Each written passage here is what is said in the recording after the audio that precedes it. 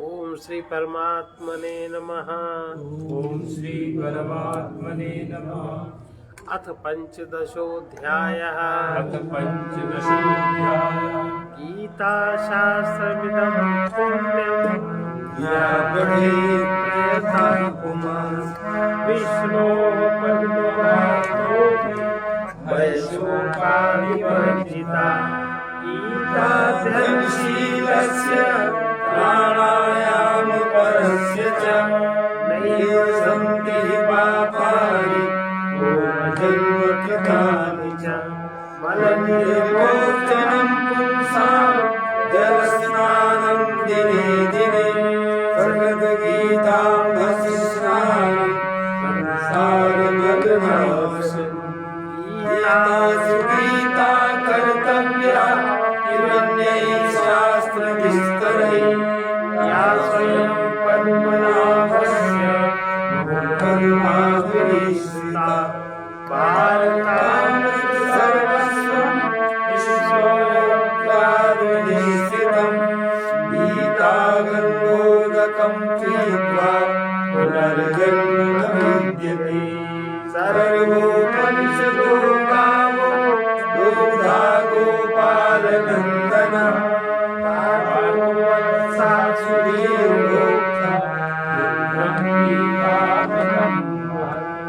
एकं शास्त्रं देवकी पुत्रगीतम् एको देवो देवकी पुत्र एव। एको मन्त्रस्तस्य नामानि यानि कर्माप्येकं तस्य देवस्य सेवा। ओम श्री परमात्मने नमः। ओम श्री परमात्मने अथ नमः। पंचदशोऽध्यायः। अथ पंचदशोऽध्यायः। अश्वत्थ वृक्ष के रूप में संसार का वर्णन और उसको जानने की क्या महिमा है।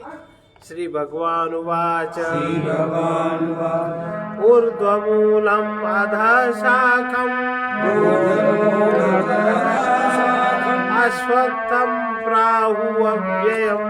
अश्वत्थं प्राहुरव्ययम्। छन्दांसि यस्य पर्णानि छन्दांसि यस्य पर्णानि यस्तं वेद स वेदवित्। यस्तं वेद स वेदवित्। ऊर्ध्वमूलमधः शाखम् ऊर्ध्वमूलमधः शाखम् अश्वत्थं प्राहुरव्ययम्। अश्वत्थं प्राहुरव्ययम्। छन्दांसि यस्य पर्णानि छन्दांसि यस्य पर्णानि यस्तं वेद स वेदवित्। यस्तं वेद स वेदवित्। ये जो भगवान कह रहे हैं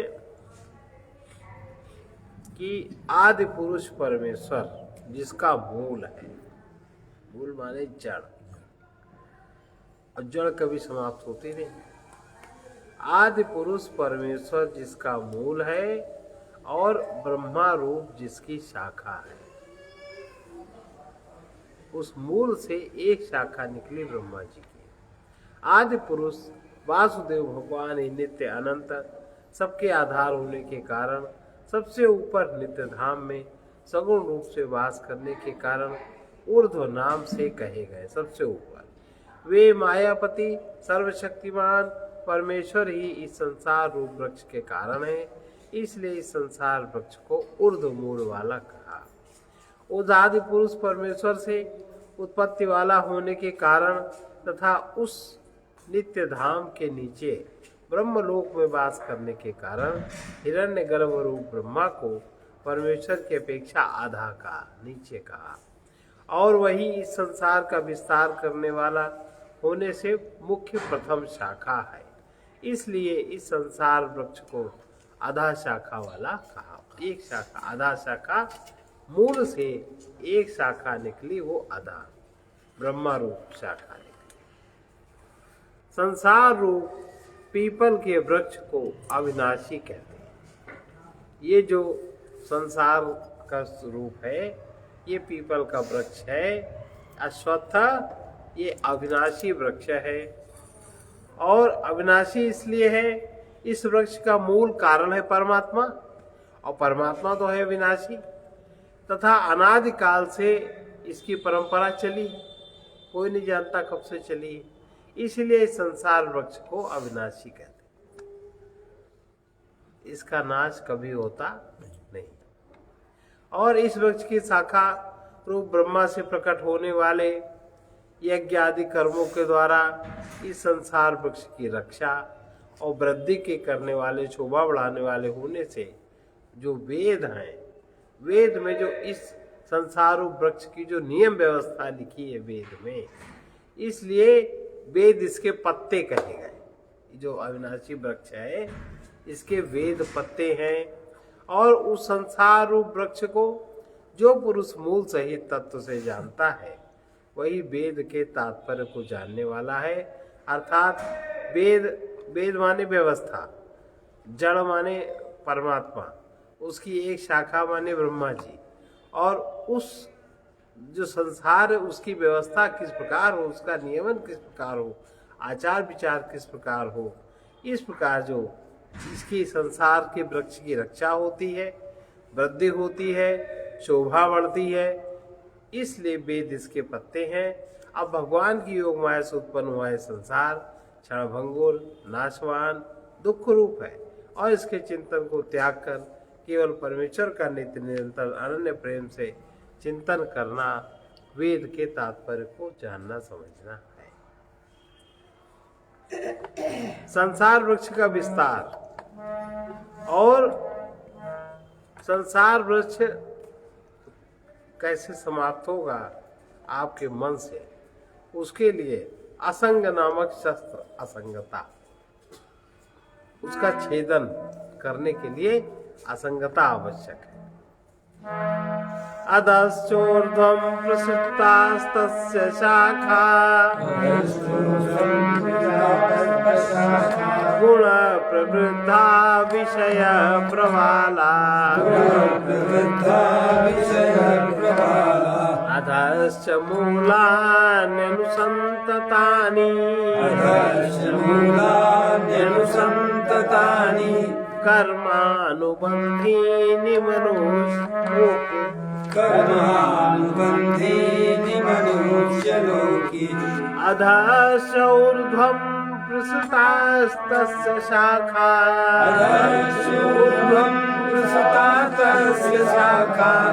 गुण प्रवृद्धा विषय प्रवाला अधश्च मूलान्यनुसन्ततानि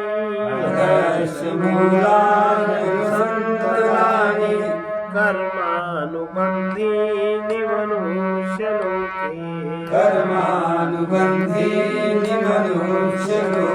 ये संसार वृक्ष बढ़ता कैसे? जड़ में जल जो पड़ता है फिर संसार बढ़ता है। इसके लिए तीनों गुण रूपी जल के द्वारा ये संसार की जड़ बढ़ती, सत्गुण, रजगुण और तमगुण। ये जल है, ये जल पड़ता है तो इससे ये जल के द्वारा बढ़ी हुई एवं विषय भोग रूपी कोपल, विषय भोग रूपी कोपलें और देव मनुष्य त्रियग आदि योनि की शाखाएं नीचे और ऊपर सर्वत्र फैली हुई हैं तथा मनुष्य लोक में कर्मों के अनुसार बांधने वाली, मनुष्य लोक में अहंता ममता हर एक नहीं बंधता, कर्म के अनुसार उसकी अहंता किस प्रकार की है, तमोगुणी है, सतोगुणी है, रजोगुणी है, ममता उसकी किस प्रकार की, अहंता ममता और वासना, ये जड़ें उसके कर्मों के अनुसार उसके चित्त को भेदी जाती हैं, नीचे और ऊपर सभी लोकों में व्याप्त हो रही हैं। अब बता, शब्द स्पर्श रूप रस गंध पांचों स्थूल देह इंद्रियों की अपेक्षा सूक्ष्म होने के कारण उन शाखाओं की कोपलों के रूप में कहे गए हैं। मुख्य शाखा रूप ब्रह्मा से संपूर्ण लोकों सहित देव, मनुष्य, त्रियग आदि योनियों की उत्पत्ति और विस्तार हुआ है, इसलिए उनका यहाँ शाखा के रूप में वर्णन किया गया है। अहंता ममता वासना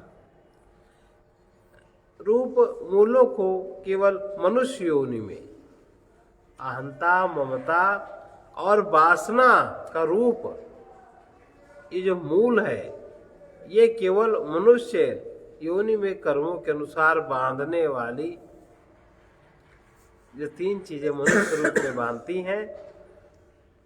कारण यह है अन्य सब योनियों में तो केवल पूर्वकृत कर्मों के फल को भोगने का ही अधिकार है और मनुष्य योनि में नवीन कर्म करने का भी अधिकार है। तो मनुष्य योनि में ही अहंता, ममता और वासना का प्राकट्य होता है। उसके अनुसार वो पुनः नए कर्म करता है। और अहंता, ममता, वासना भी हर एक की सबकी एक तरह की नहीं होती, अलग अलग होती। उसके पिछले कर्मों के अनुसार पिछले किस तरह किसी का अहंता कितनी मजबूत होती, किसी की सरल होती, वासना किसी की बहुत कठिन होती। तो इस प्रकार से कह रहे हैं उस संसार वृक्ष को 3 गुणों रूपी जल के द्वारा बढ़ी हुई एवं विषय भोग रूपी कोपलों वाली देव, मनुष्य, त्रियग आदि योनि की शाखाएं नीचे और ऊपर सर्वत्र व्याप्त है। नीचे भी और ऊपर भी देव, मनुष्य और त्रियग 3 प्रकार के इसकी ये 3 योनियां सब जगह व्याप्त है। और कर्मों के अनुसार जिसका जैसा कर्म है बांधने वाली अहंता, ममता, वासना रूपी जड़ें नीचे और ऊपर सभी लोगों को व्याप्त हो रही है। ये है संसार रूपी वृक्ष। न रूपमस्येह तथोपलभ्यते,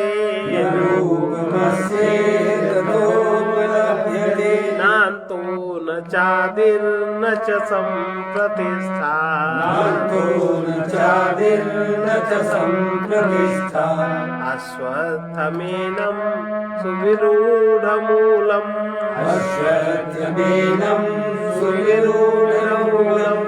असंगशस्त्रेण दृढेन चित्वा, न रूपमस्येह तथोपलभ्यते, नान्तो न चादिर्न च सम्प्रतिष्ठा,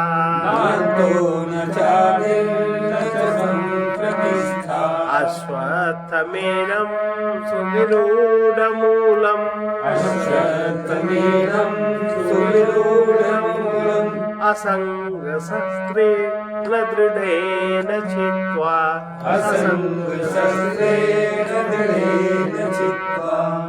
इस संसार वृक्ष का स्वरूप जैसा कहा, कैसा कहा? ये 3 गुणों के जल के द्वारा बढ़ता है, सत्वगुण, रजगुण और तमोगुण। संसार बढ़ता है विषय भोग रूपी कोपलों वाली देव, मनुष्य, तिर्यक रूप योनियों वाली। नीचे ऊपर इसके शाखाएं सर्वत्र फैली हैं और मनुष्य लोक में कर्मों के अनुसार अहंता, ममता और वासना रूप जड़ें नीचे से ऊपर सभी लोक में व्याप्त हो रही।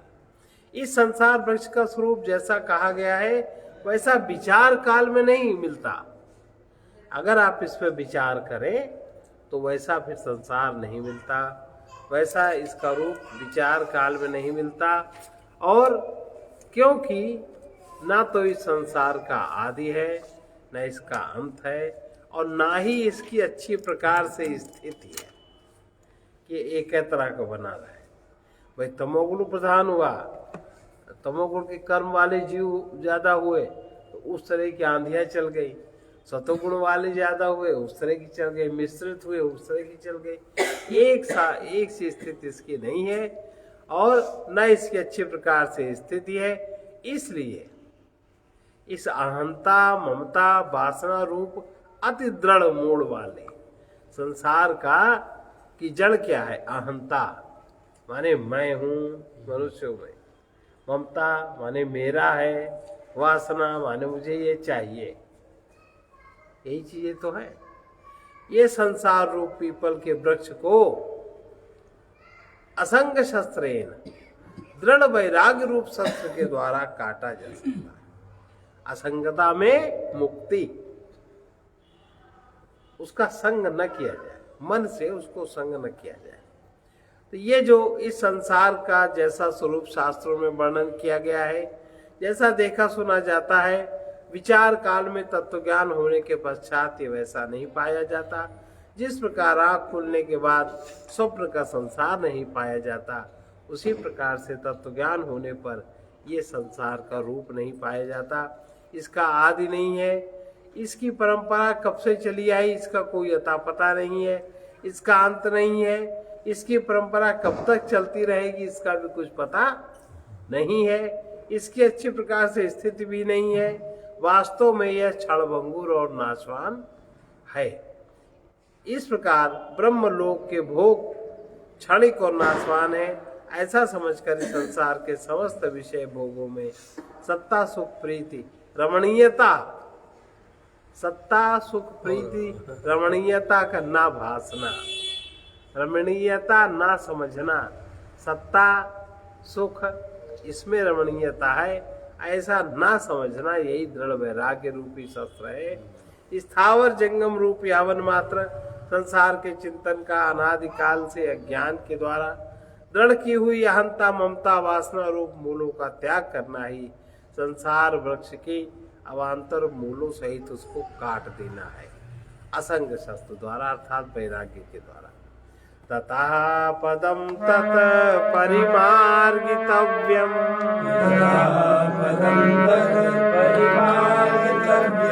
यस्मिन् गता न निवर्तन्ति भूयाः, यस्मिन् गता न निवर्तन्ति भूयाः। तमेव चाद्यं पुरुषं प्रपद्ये, तमेव चाद्यं पुरुषं प्रपद्ये। यतः प्रवृत्तिः प्रसृता पुराणी, यतः प्रवृत्तिः प्रसृता पुराणी। ततः पदं तत् परिमार्गितव्यम्, ततः पदं तत् परिमार्गितव्यम्। यस्मिन् गता न निवर्तन्ति भूयाः, यस्मिन् गता न निवर्तन्ति भूयाः। तमेव चाद्यं पुरुषं प्रपद्ये, तमेव चाद्यं पुरुषं प्रपद्ये। यतः प्रवृत्तिः प्रसृता पुराणी, यतः प्रवृत्तिः प्रसृता पुराणी। उसके पश्चात ये असंग वैराग्य रूपी शस्त्र द्वारा काट कर ततः तत् उसके पश्चात उस पदम परम पद रूप परमेश्वर को भली भांति परिमार्गितव्यम खोजना चाहिए, जानना चाहिए, जिसमें परमात्मा के मार्ग में परमात्मा की खोज में लगे हुए लोग, गए हुए पुरुष फिर पुनः लौट के इस संसार में अहंता ममता वासना उनको नहीं बांध सकती। और जिस परमेश्वर से इस पुरातन संसार वृक्ष की प्रवृत्ति विस्तार को प्राप्त हुई है, उसी आदि पुरुष कि मैं शरण हूं, इस प्रकार दृढ़ निश्चय करके परमेश्वर का मनन भजन और निधिध्यासन करना चाहिए। मैं परमात्मा की शरण हूं, तो जड़ में पकड़ लिया ना, जड़ में हो गए तो फिर संसार वृक्ष का प्रभाव ऊपर नहीं पड़ेगा। परम पद रूप परमेश्वर पुरुष को जो प्राप्त हो जाता है उसमें कौन से लक्षण घटित होते हैं?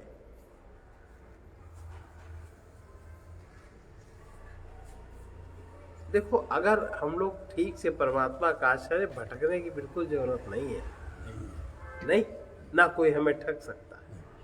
हम ही नाचते गाते ठगाते फिरते हैं तो लोग तो ठगते हैं। भाई अहंता लोगों में है, ये ममता है, ये वासना है, और बस उनको पूजे रहो, पुजाए रहो, दिए रहो और भ्रम में पड़े रहो, कोई मतलब नहीं।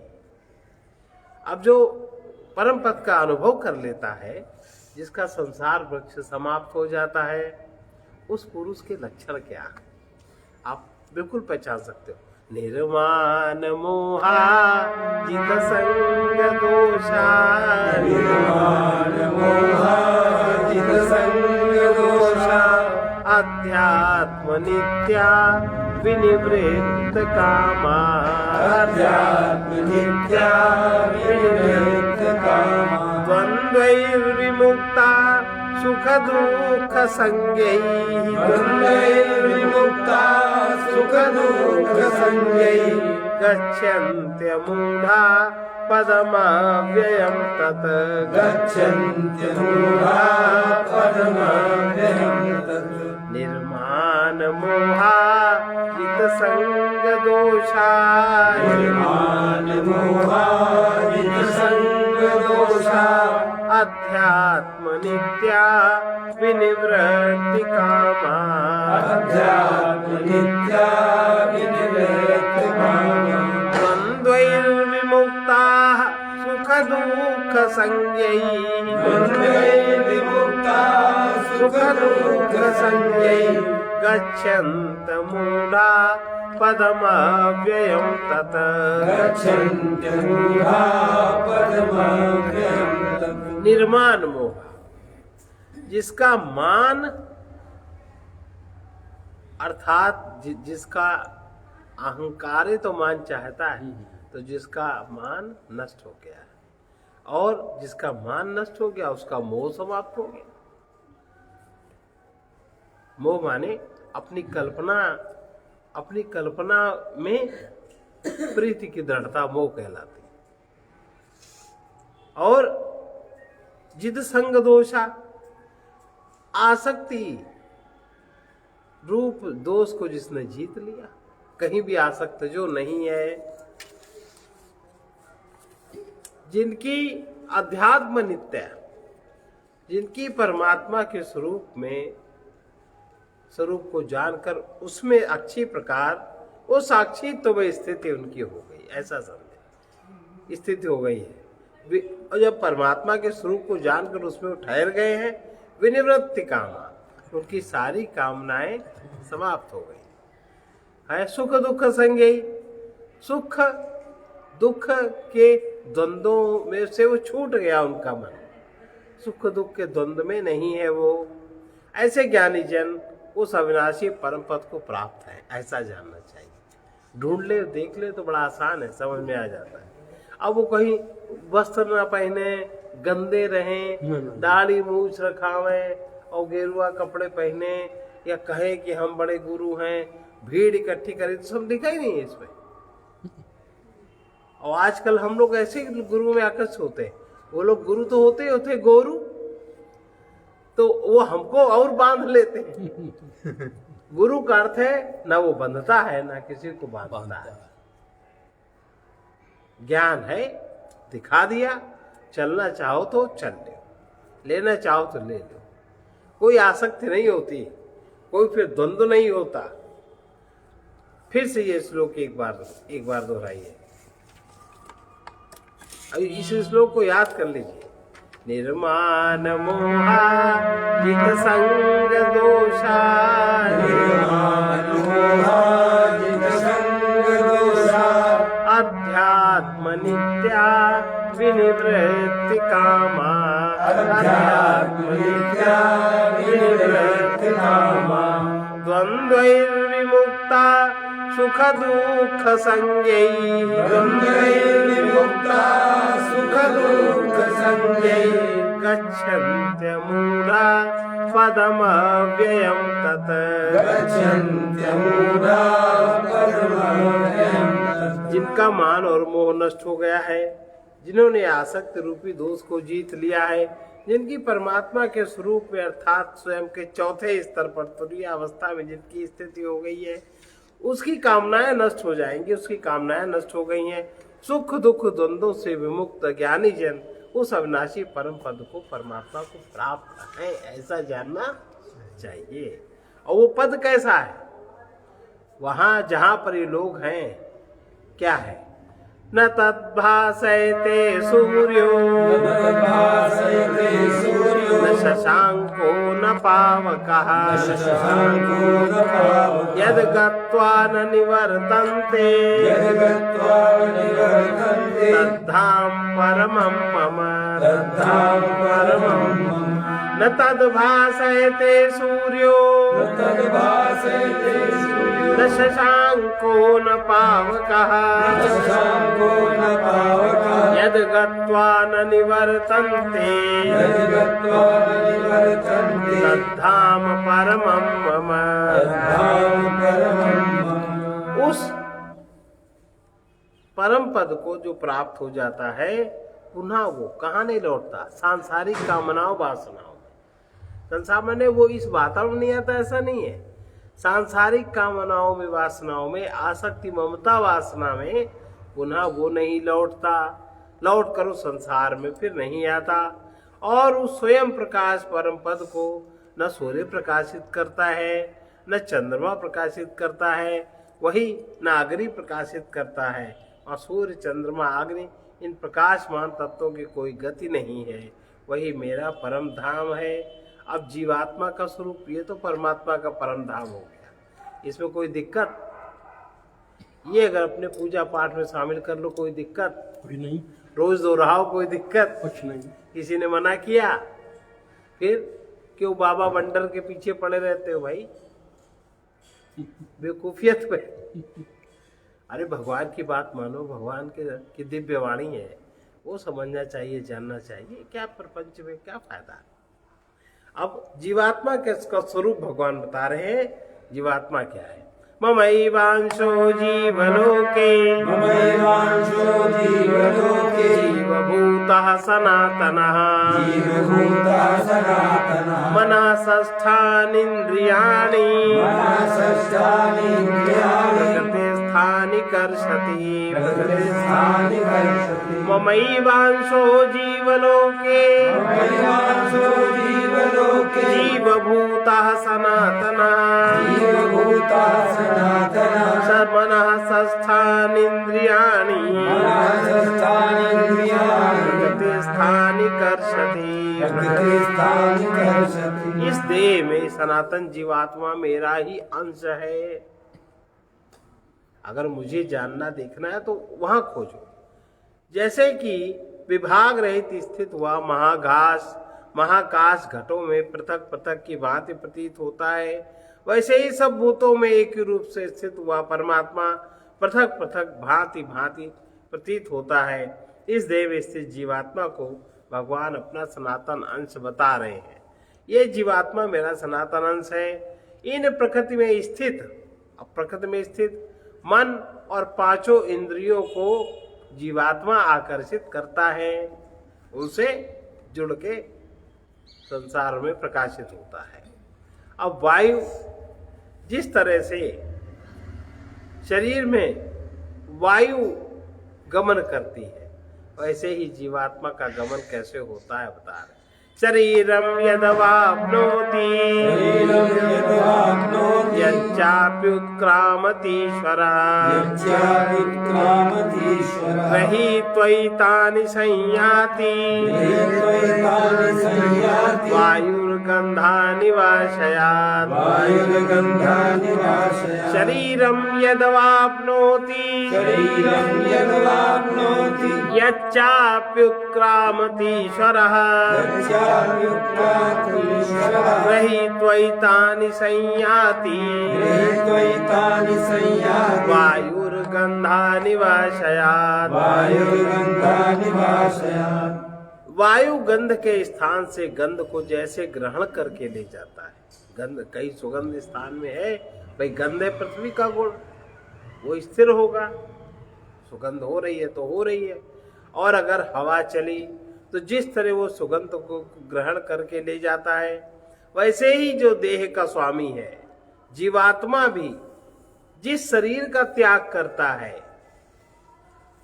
उससे मन इंद्रियों को ग्रहण करके, मन अंतःकरण और इंद्रियों को ग्रहण करके जिस शरीर में वो जाता है उसमें उनको भी ले जाता है।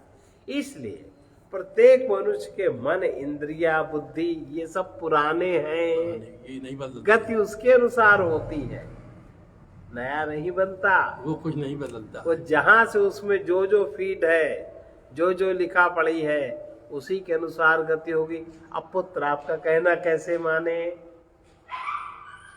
कैसे चला पाओगे? उसका तो अपना है, तो जैसे वायु गंध के स्थान से गंध को जैसे ग्रहण करके ले जाता है, वैसे इस देह का स्वामी जीवात्मा भी जिस शरीर का त्याग करता है उससे एतानी मन सहित इंद्रियों को गृहीत्वा ग्रहण करके फिर जिस शरीर को प्राप्त होता है उसमें जाता है। वो जीवात्मा मन बुद्धि चित्त अहंकार ज्ञानेन्द्रिया कर्मेंद्रिया प्राण सहित वो दूसरे शरीर में अपने को फिट कर लेता है। काम चल गया। केवल इतना कारक है माता पिता कि उस शरीर का अवसर जहां उसको मिलता है वहां वो अवसर ढूंढ लेता है।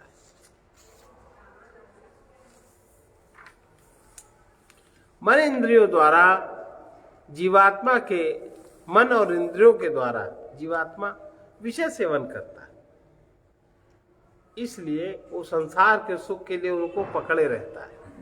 श्रोतम चक्षुस्पर्शनम च श्रोत्रं चक्षुस्पर्शनं च रसनं घ्राणमेव च रसनं घ्राणमेव च अधिष्ठाय मनश्चायम् अधिष्ठाय मनश्चायं विषयानुपसेवते विषयानुपसेवते श्रोतम चक्षुस्पर्शनम च श्रोत्रं चक्षुस्पर्शनं च रसनं घ्राणमेव च रसनं घ्राणमेव च अधिष्ठाय मनश्चायम् अधिष्ठाय मनश्चायं विषयानुपसेवते।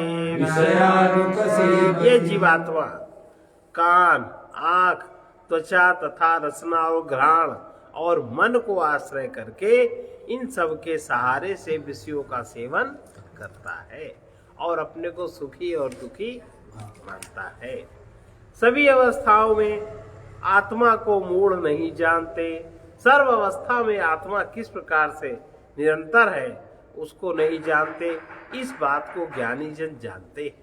हमेशा उत्क्रामंतम स्थितम वापि उत्क्रामन्तं स्थितं वापि ज्ञानम वा गुणान्वितम ज्ञानं वा गुणान्वितं विमूढानानुपश्यन्ति विमूढानानुपश्यन्ति पश्यन्ति ज्ञानचक्षुषा पश्यन्ति ज्ञानचक्षुषा उत्क्रामन्तं स्थितं वापि उत्क्रामन्तं स्थितं वापि भुञ्जानं वा गुणान्वितं ज्ञानं वा गुणान्वितं विमूढानानुपश्यन्ति विमूढानानुपश्यन्ति पश्यन्ति ज्ञानचक्षुषा।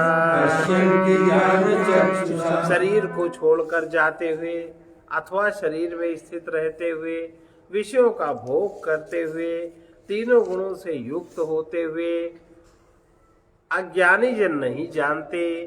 केवल ज्ञान रूप नेत्रों वाले विवेक ज्ञानी ही पश्यन्ते, वो देखना जानते हैं कि ये कौन कर रहा है।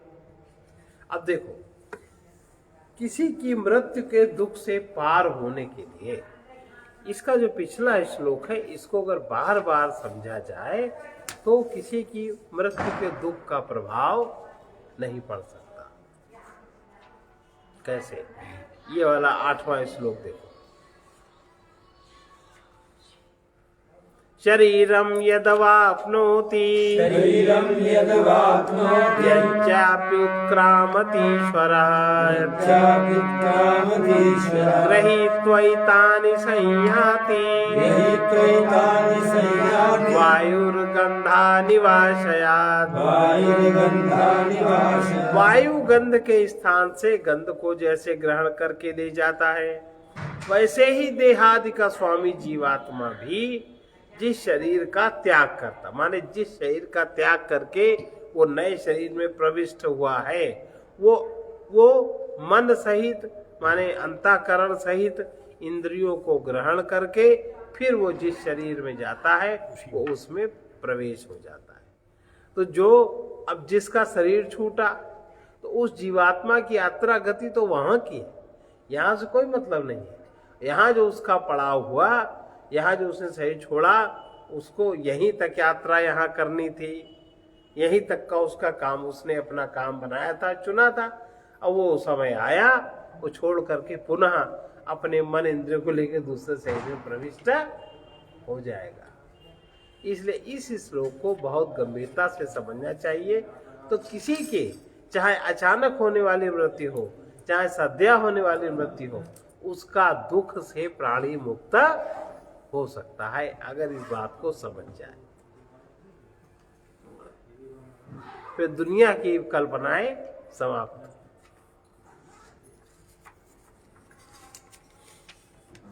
ये शरीर को छोड़कर जाते हुए अथवा शरीर में स्थित हुए अथवा विषयों को भोगते हुए इस प्रकार तीनों गुणों से युक्त हुए अज्ञानी जन नहीं जानते।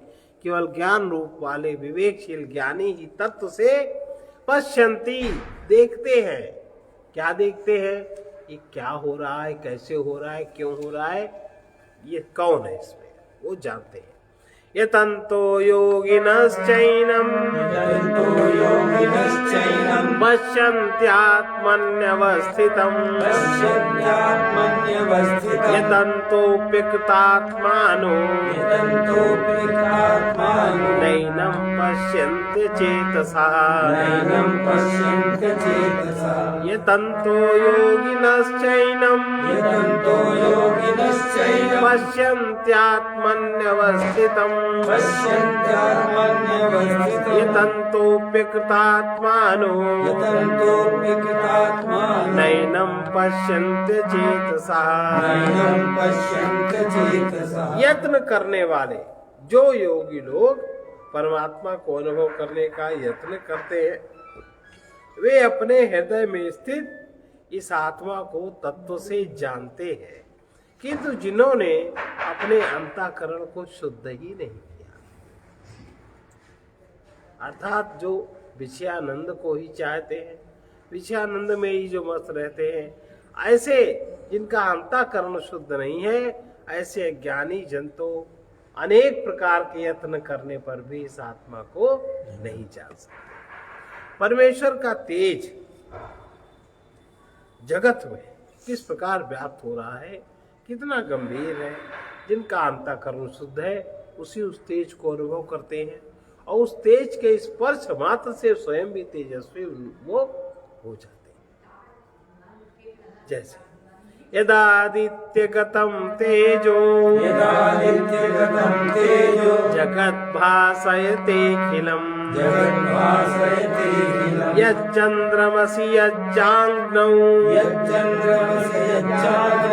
तत्तेजो विद्धि मामकम्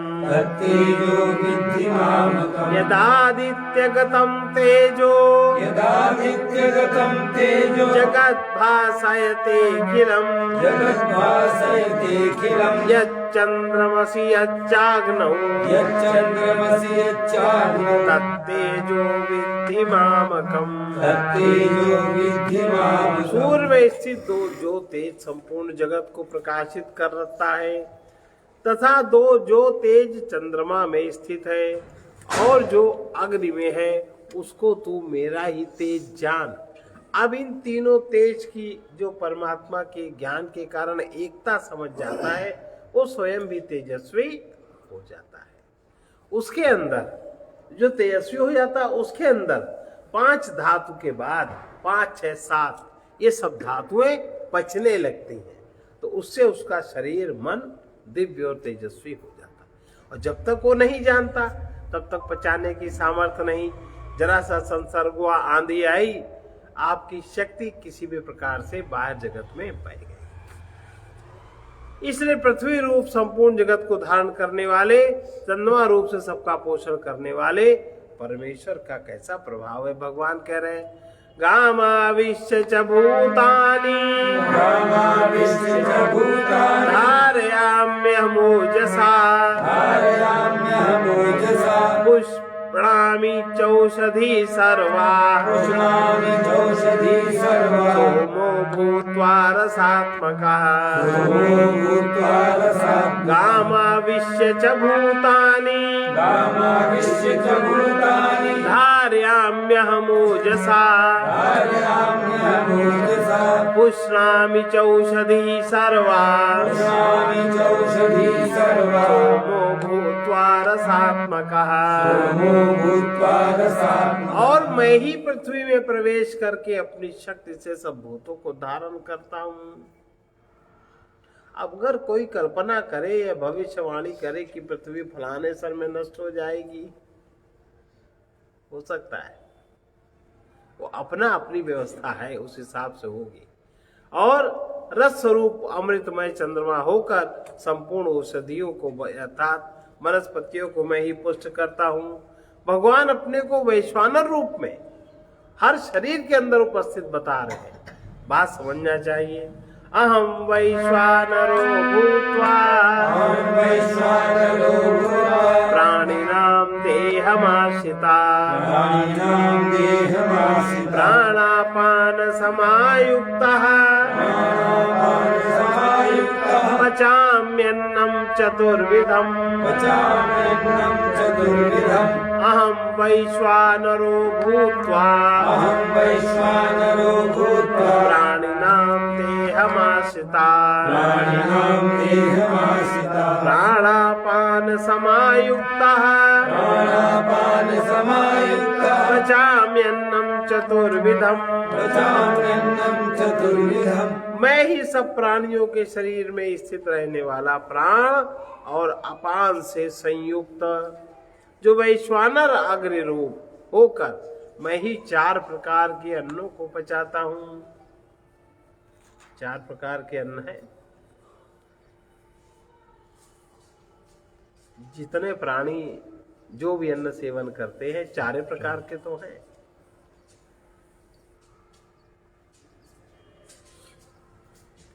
भक्ष्य, भोज्य, लेय और चोष्य 4 प्रकार के अन्न होते हैं।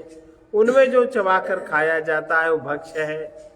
कोई भी प्राणी भक्षण करता है, जैसे रोटी, और जो निकला जाता है वो भोज्य है।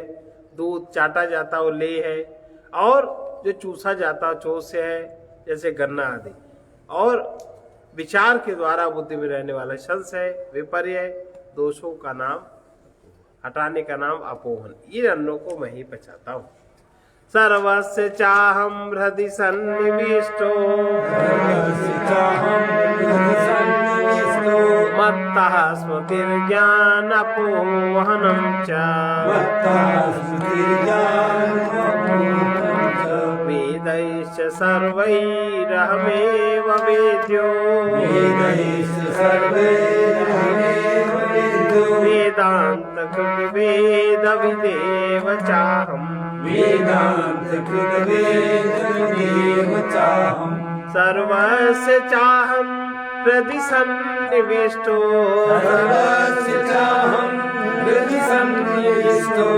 मत्तः स्मृतिर्ज्ञानमपोहनं च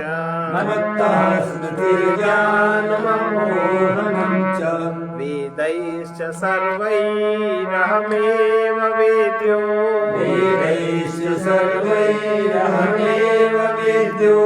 वेदांत कृत वेद विदेव चाहम् मैं ही सब प्राणियों के हृदय में अंतर्यामी रूप से स्थित हूँ।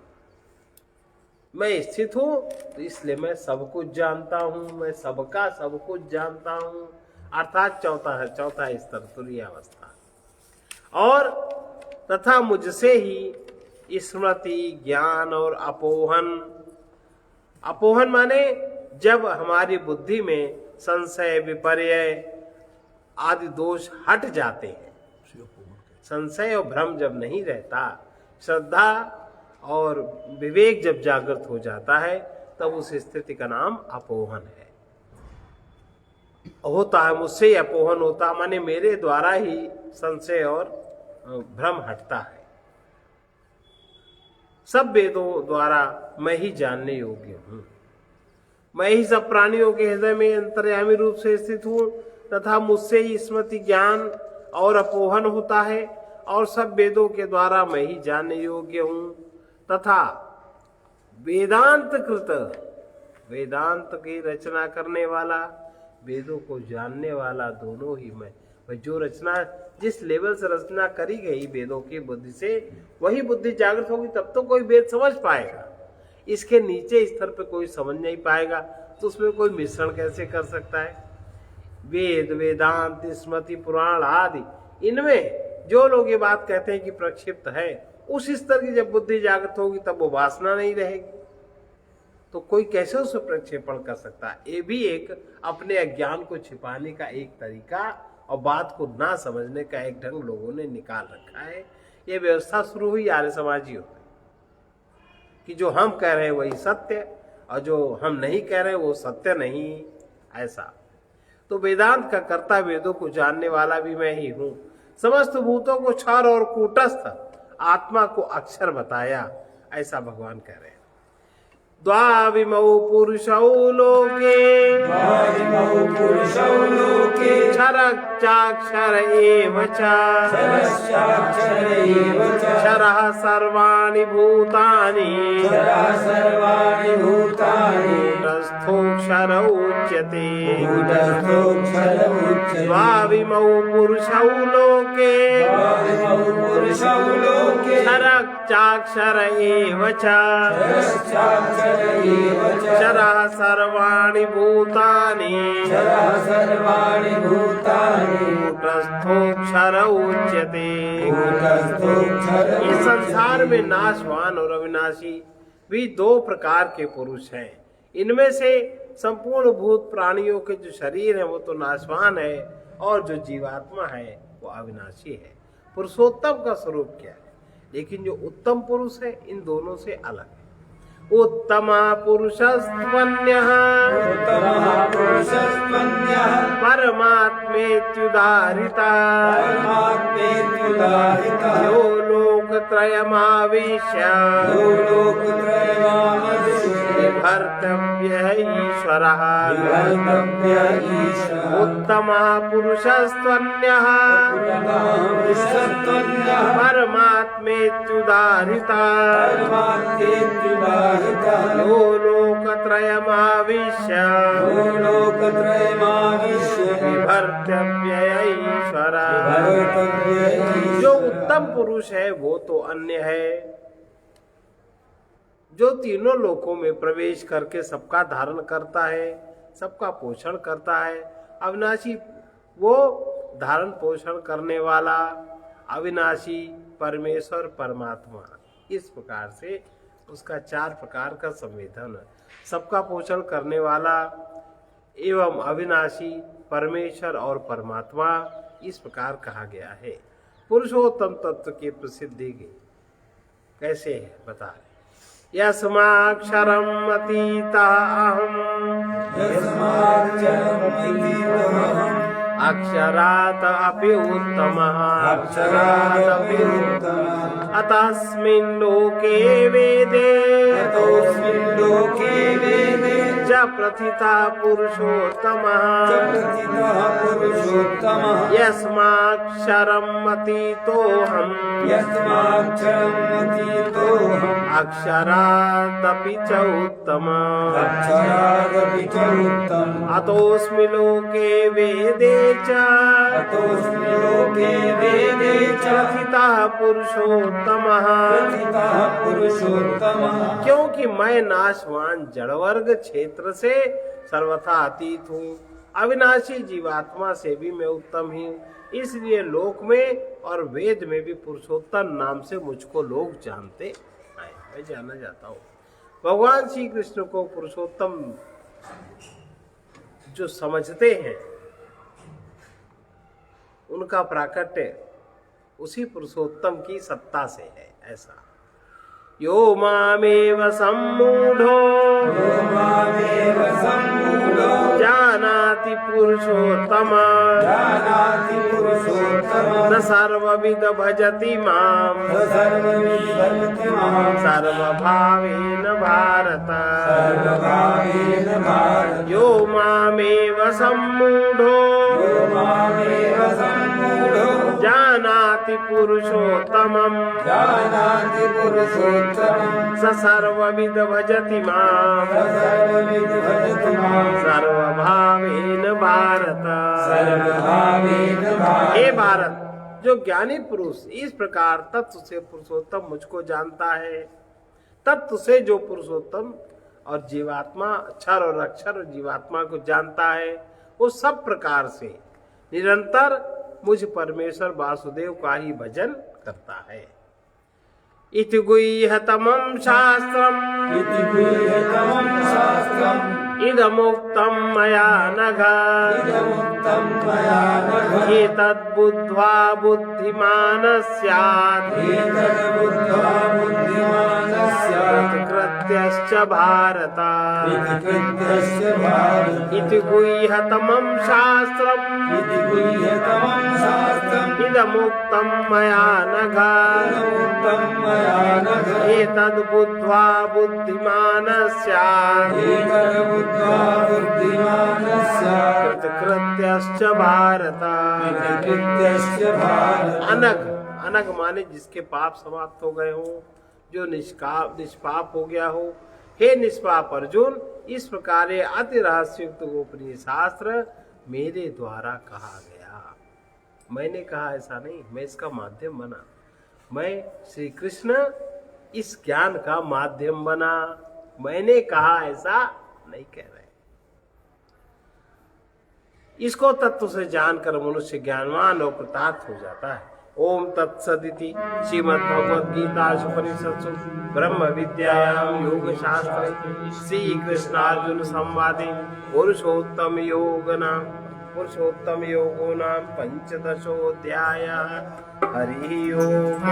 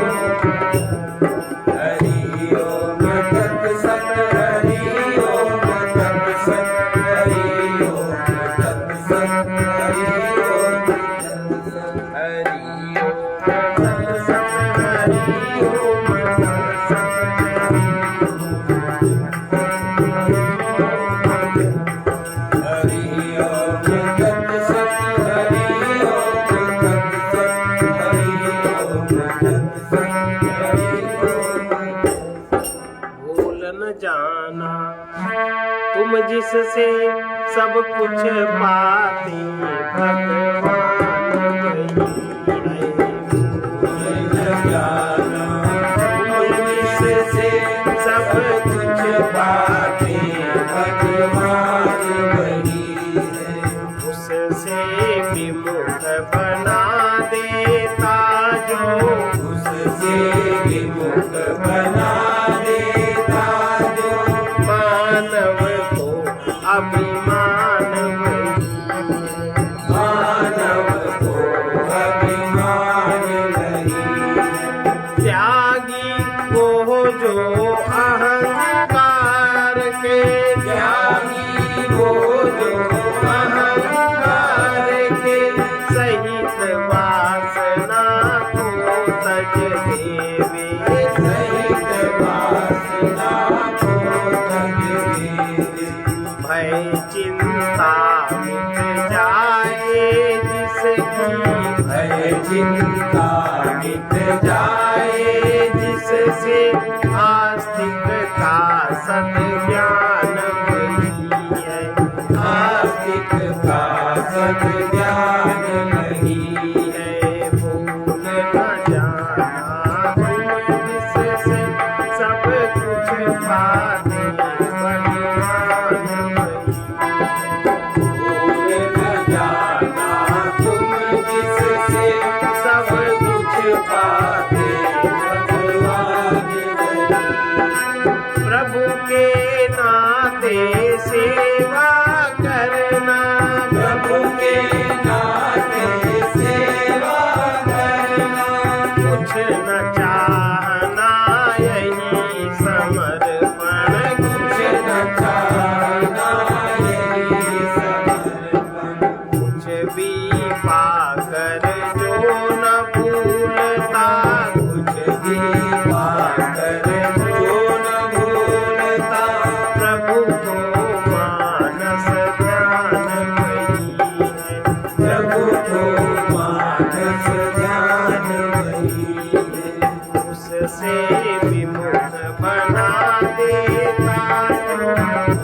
से विमुख बना देता जो मानव को अभिमान वही है, मानव को अभिमान वही जो दुख में गंभीर शांत है, जो दुख में गंभीर शांत है सहनशील है वही तपस्वी, सहनशील है वही तपस्वी जो न किसी को दीन बनाए, जो न किसी को दीन बनाए सदगति दाता दान वही है, सदगति दाता दान वही है भय चिंता मिट जाए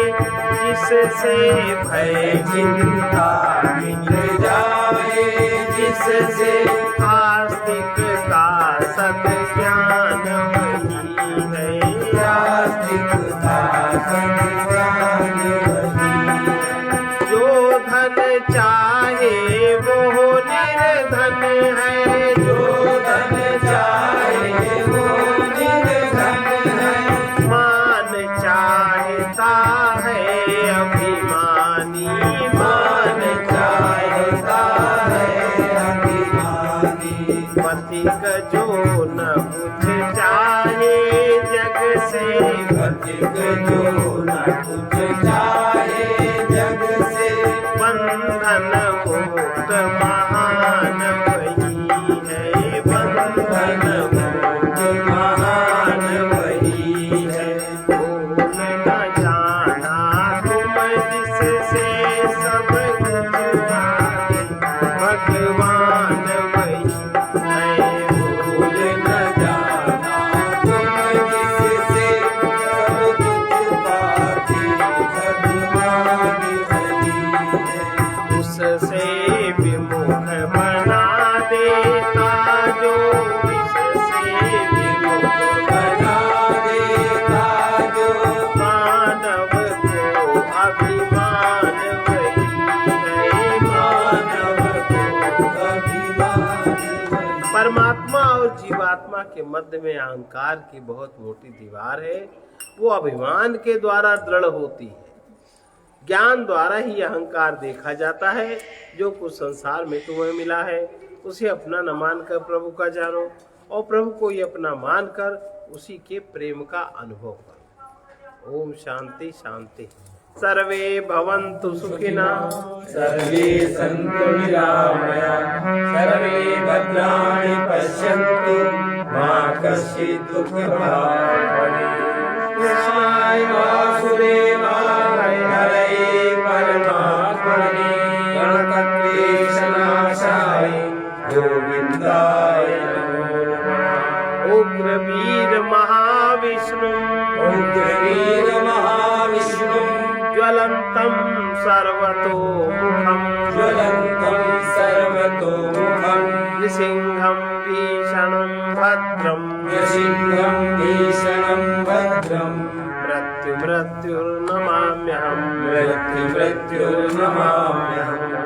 ॐ ह्रौं जूं सः ॐ ह्रौं जूं सः ॐ भूर्भुवः स्वः ॐ भूर्भुवः स्वः ॐ त्र्यम्बकं यजामहे ॐ त्र्यम्बकं यजामहे सुगन्धिं पुष्टिवर्धनम् सुगन्धिं पुष्टिवर्धनम् उर्वारुकमिव बन्धनात् उर्वारुकमिव बन्धनात् मृत्योर्मुक्षीयमामृतात् मृत्योर्मुक्षीयमामृतात् ॐ स्वः ॐ भुवः भुः ॐ स्वः ॐ भुवः भुः ॐ सा जूं ह्रौं ॐ स्वः जूं ह्रौं असतो मा सद्गमय तमसो मा ज्योतिर्गमय मृत्युर्मामृतं गमय ॐ पूर्णमदः पूर्णमिदं पूर्णात् पूर्णमुदच्यते पूर्णस्य पूर्णमादाय